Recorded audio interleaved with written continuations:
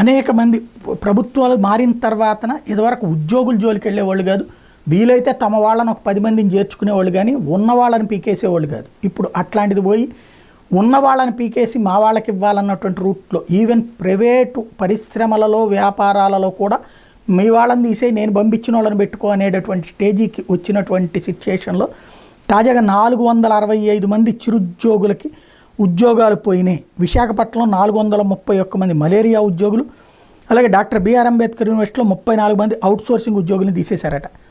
ఇది ఇప్పుడు సంచలనం సృష్టిస్తోంది.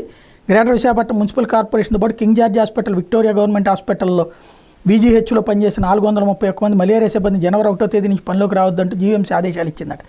గత 14 నెలలుగా రోజువారీ వేతనం ఆధారంగా పనిచేస్తున్న వీళ్ళని ఉద్యోగులు తొలగిస్తూ ఆదేశాలు జారీ చేశారట. జీవీఎంసీ పరిధిలో మలేరియా, డెంగ్యూ, చికెన్ గున్యా కేసులు ఎక్కువగా నమోదవుతున్న నేపథ్యంలో గత ప్రభుత్వం వీళ్ళని పనిలోకి పెట్టుకుంటే వాళ్ళందరూ ఇప్పుడు వాళ్ళని పెట్టుకోవడానికి వాళ్ళని తీసేయడం అన్నటువంటి.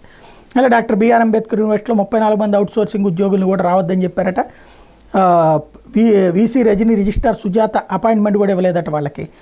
ఏజీఎస్ మేనేజ్మెంట్ సర్వీస్ అవుట్సోర్సింగ్ సంస్థ రెన్యువల్కి దరఖాస్తు చేసుకుని వరిష్ఠ అధికారులు స్పందించట్లేదన్న. ఇప్పుడు ఏం లేదు, మా వాళ్ళకి ఉద్యోగాలు ఇవ్వాలా, పాత వాళ్ళని ఉద్యోగాలను తీసేయాలి, ఇది నడుస్తుంది.